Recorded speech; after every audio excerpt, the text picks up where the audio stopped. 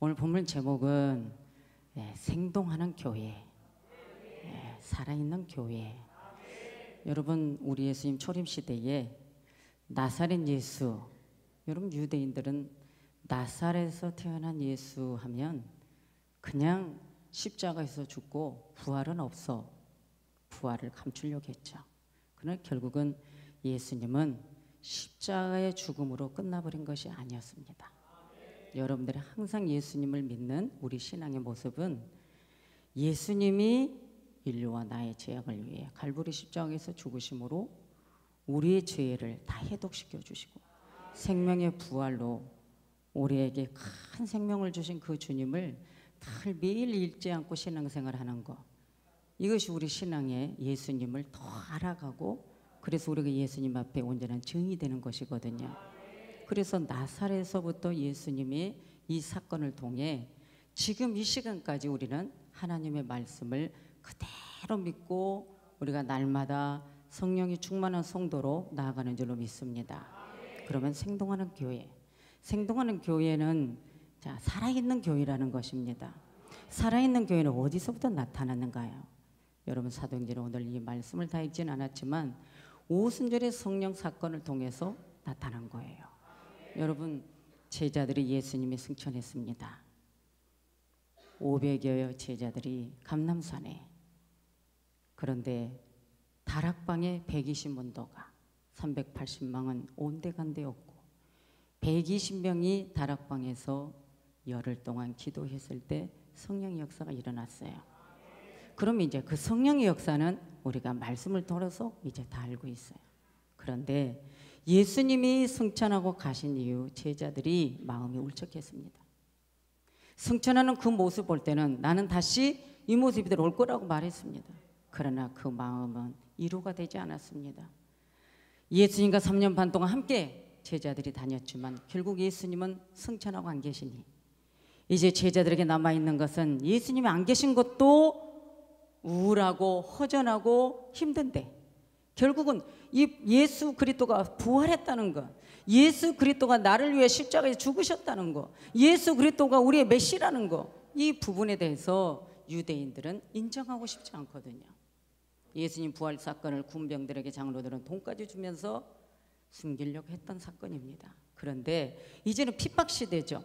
예수님을 믿으면 옥에 가둬들이고 죽이고 이런 사건이 있기 때문에 제자들은 일단은 마음이 움츠리고 두려워서 문을 잠갔지만 결국은 성령이 임하니까 제일 먼저 베드로가 뛰쳐나가서 시편 16편에 있는 말씀을 인용하여 다윗이 부활과 내세론을 강조했던 부분을 나타내면서 베드로가 설교를 하니까 그 말씀을 듣는 무리들이 예수께로 달려왔고, 그리고 오늘 이 본문에서 읽으면서 백성들이 이제 두려워하기 시작합니다. 사도들이 말씀을 증거하고 성령의 역사가 일어나고 이제 문을 박차고 일어나서 예수 증이 되는데, 사람들이 이 제자들의 사건을 통하여 기적과 이사가 나타나니 사람들이 두려워했다. 정말 예수가 부활했나? 예수님만이 구원자인가?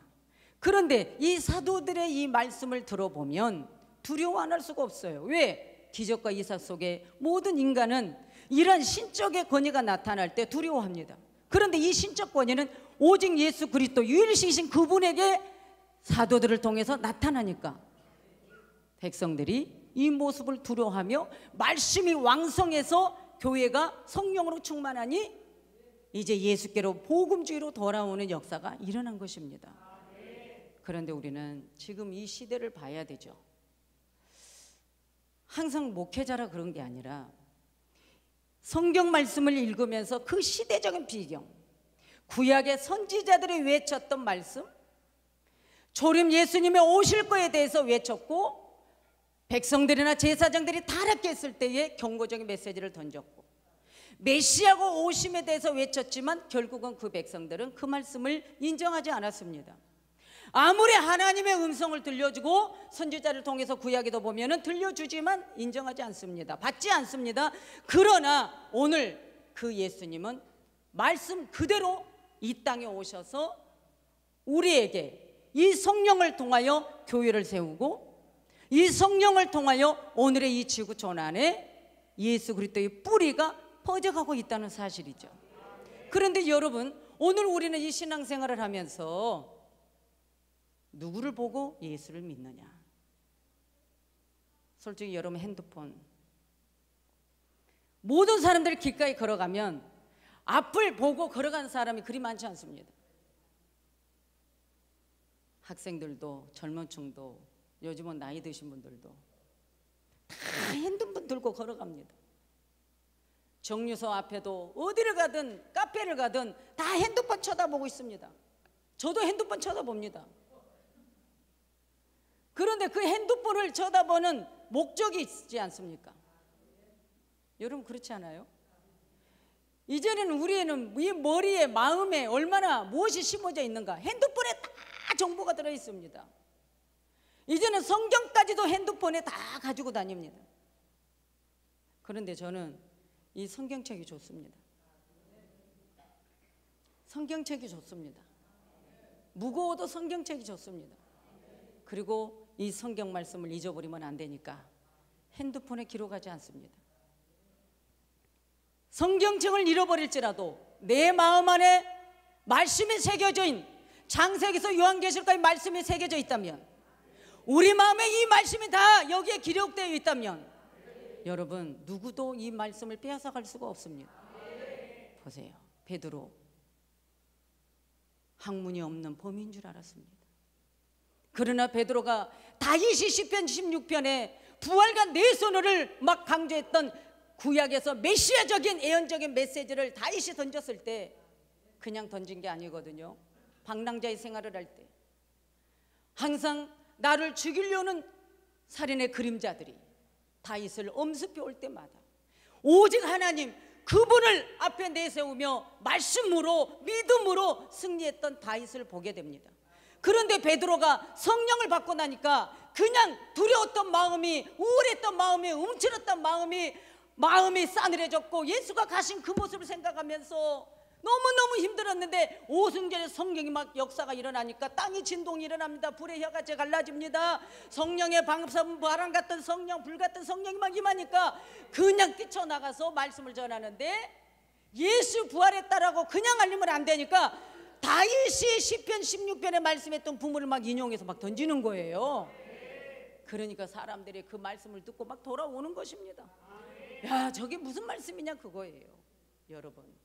그래서 저는 우리 한국교회와 또 우리의 모든 교회들이 이 성령 강림절이 돌아오기 전에 우리가 더 말씀으로 어떤 상황이 와도 우리는 성령과 말씀이 중심된 교회로 살아남아야 된다. 성도들의 신앙이 너무 중요합니다. 이 시대는. 왜 핸드폰 얘기를 했을까요? 여러분들은 성경 중심적 신앙생활을 해야 됩니다. 그런데 오늘날 말씀 중심에 서 있는 성도들은 안 그러겠지만, 말씀 중심에 서 있지 않는 자들은 핸드폰 하나에 모든 정보가 들어있는데 말씀 분별 못합니다. 여기저기에 이런저런 휴각의 소리들이 많이 들려옵니다. 교회들이 이런저런 소리들이 들려옵니다.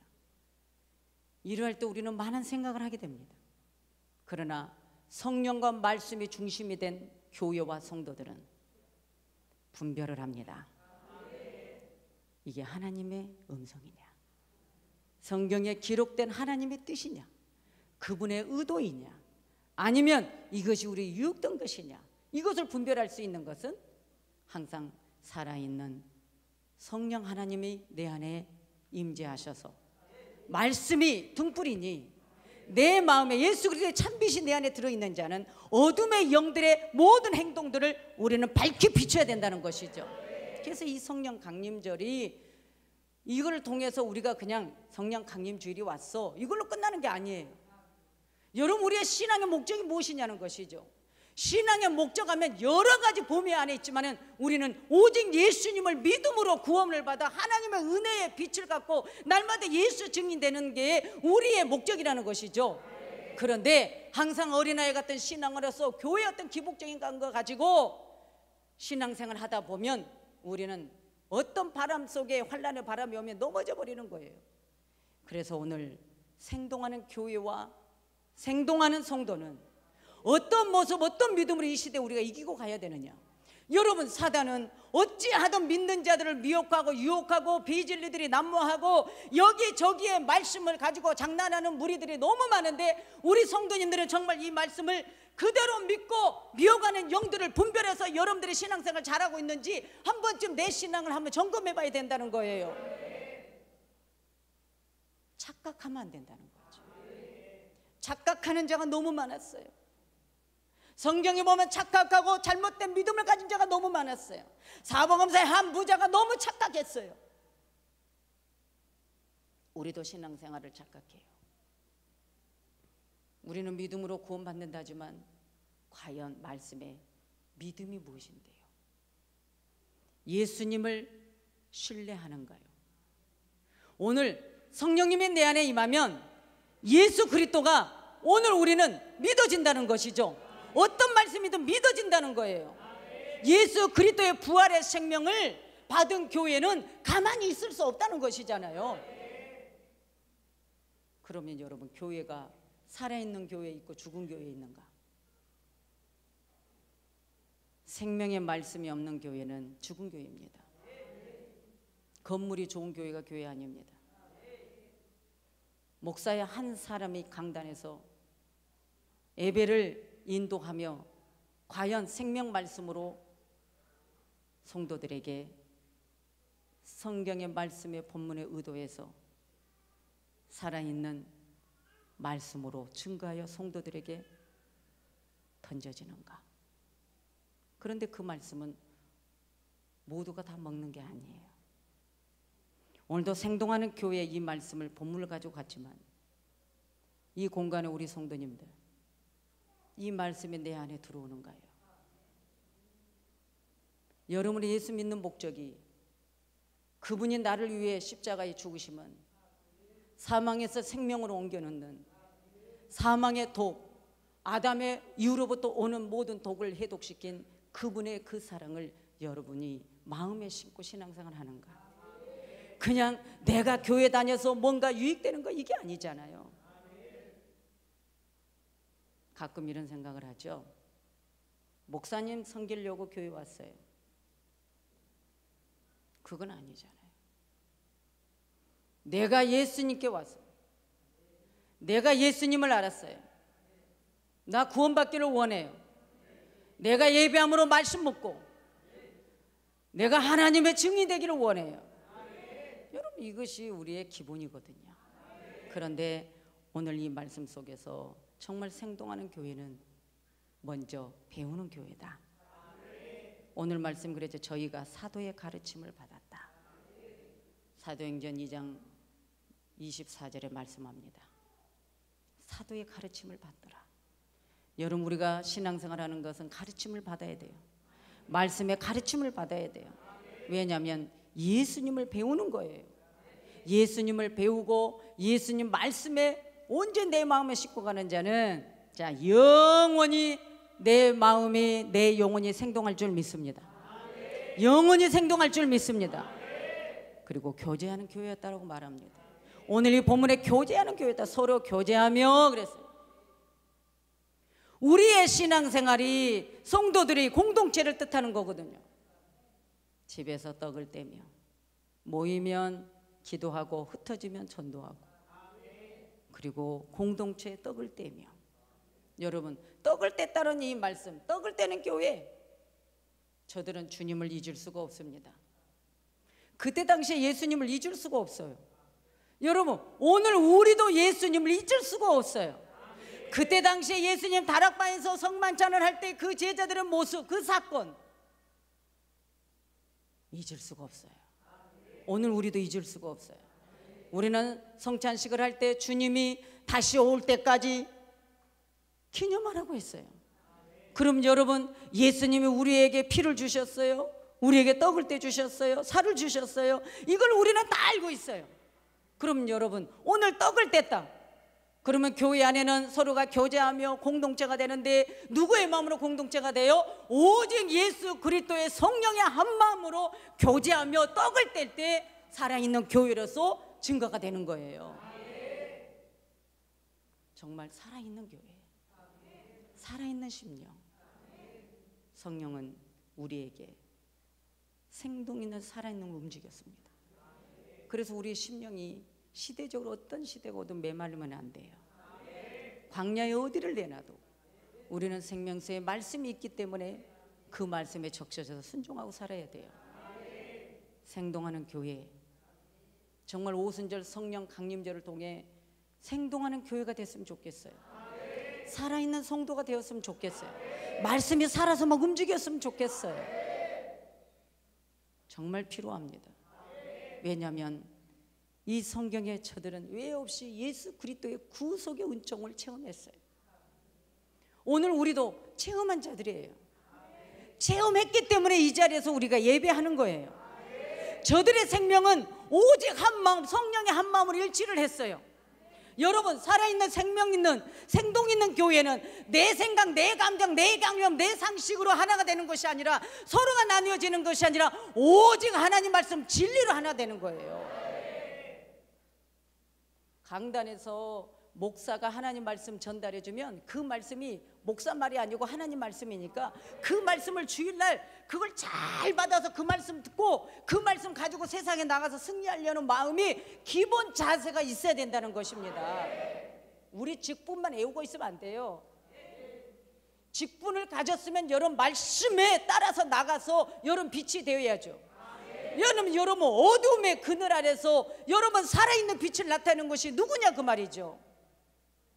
내 안에 성령님이, 내 안에 성령님이 일하시는 거예요. 그런데 우리는요 오직 생명의 일치로 하나가 안 돼요. 내 감정 인본주의적 생각으로. 그러니까 믿음이 좋은 사람, 믿음이 없는 사람이 대화를 하면 항상 인간적인 말이 나오죠. 인간적인 말을 할 때는 맞아요. 그러나 하나님의 뜻을 가지고 나갈 때는 틀려요. 우리나라도 서로가 하나가 안 되잖아요. 생동하는 교회와 생동하는 성도는, 살아있는 나라, 살아있는 교회, 살아있는 성도는 오직 말씀으로 여러분 일치를 해야 됩니다. 그때 당시에 사도들은요 헬라인들이든 누구든 간에 지역적으로 다 감정이 있고 민족의 장벽이 있는데 계급적 싸움이나 자리 다툼, 본토의 출신들, 섬사람들 다 서로 나뉘지 않고 성령의 역사가 일어나니까 다 한마음이었다는 거예요. 유대인과 헬라인들이 한 뜻이었다는 거예요.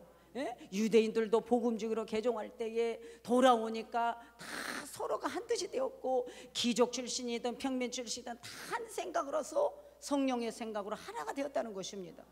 얼마나 중요합니까? 그러면 오늘 우리도 그 말씀을 받았으니 우리는 그 말씀으로 우리도 하나가 되어야 된다는 거예요. 다른 지역이든 다른 개성이든 다른 취미를 갖든 다른 역량을 가졌든 우리는 무조건 성령으로 하나예요. 누구 어떤 이치가 필요 없어요. 그냥 우리는 주의 말씀이면 아멘인 거예요. 그 말씀 우리는 하나가 되는 거예요. 그러면서 우리는 뜨거운 예배가 이루어져야 돼요. 그때 당시에 이 백성들은요 주님을 섬기기 위해서 금식을 했어요. 여러분, 사도들이 때로는 복음 전하는 것 때문에 옥에 갇히기도 했어요. 그러면 안디옥 사람들이 막 기도하고 그랬어요. 금식하며 기도할 때 막 기적이 일어났어요. 여러분, 우리가 이 기적이라는 사건이 다른 것 없잖아요. 하나님을 믿는 데에 생명을 주기 위한 목적이기 때문에 우리는 기도가 쉬면 안 된다는 것입니다. 세상이 갈급하고 사랑이 식어지면 식어질수록 교회 안에는 반대적인 일을 해야 돼요. 밖에서 갈라지는 일 하면 우리는 갈라지는 일을 없애버려야 돼요. 밖에서 사랑이 식어지면 우리는 사랑이 식어지는 일을 하면 안 돼요.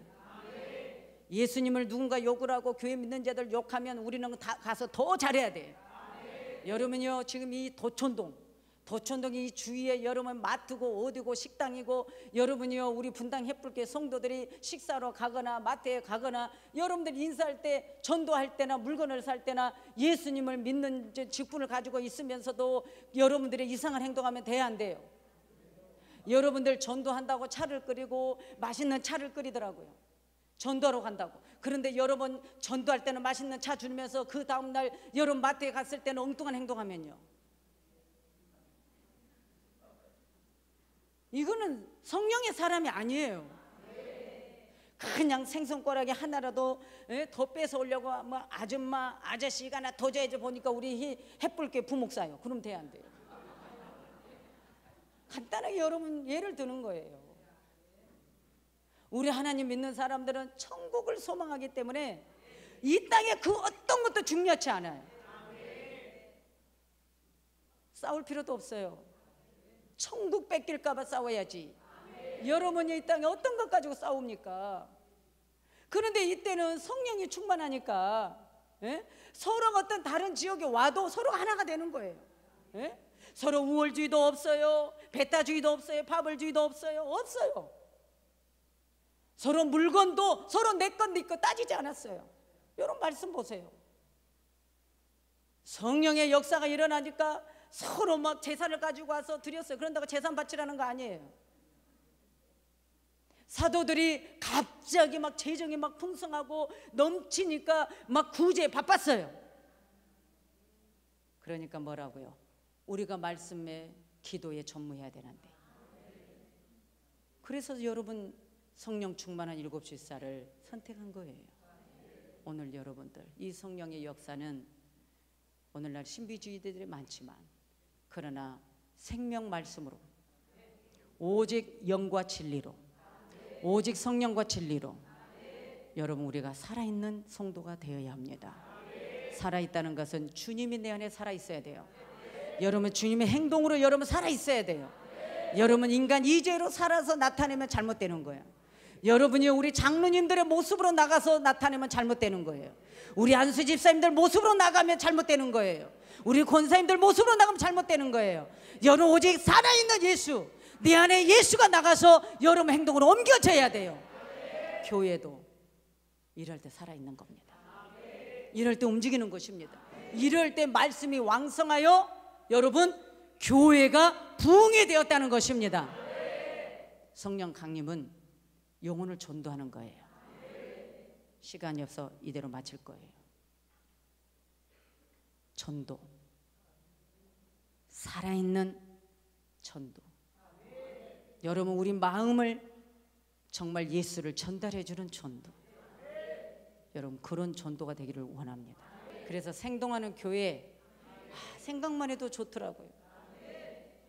성도들과 목사와 모두는 다 감사하면서, 하나님께 감사하면서, 하나님을 찬미하면서 날마다 여러분 살아있는 교육으로, 살아있는 말씀으로, 살아있는 내 하나님과 함께 여러분 우리 분당 햇불교회 전국지교회가 생동하는 교회로 증가되고 붕대어 큰 열매로 주님께 드리는 아름다운 교회로 주께서 인도하실 줄 믿습니다. 기도합니다.